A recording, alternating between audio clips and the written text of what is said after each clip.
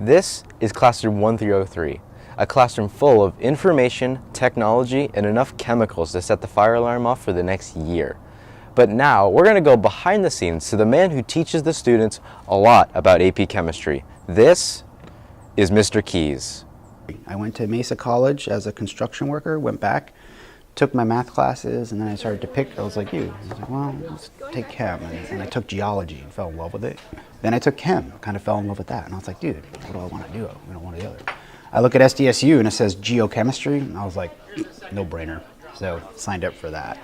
But it was just a crapshoot in that I just chose two classes, just like you do with journalism. And it was like, oh, there you go. He then went and received his teaching credentials, which was mostly inspired by his own high school experience. I always say is really just my struggle in high school. You know, I was a C+, B- student. I was not your straight A student, not your top dog there.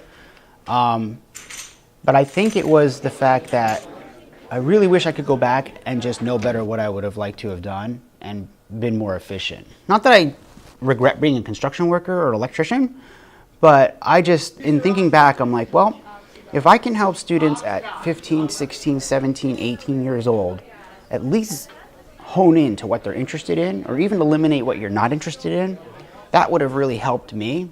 And I think that that's why I kind of came back into it. Junior Joe Fox was able not only to take his class, but also to work with Mr. Keys as a teacher's aide.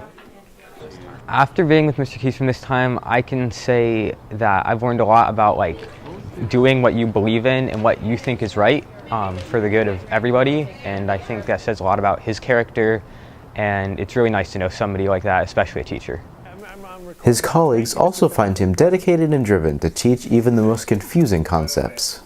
What's it like working with Mr. Keys is a very passionate and excited chemistry teacher who loves to do science and get his kids really excited about the process of learning chemistry.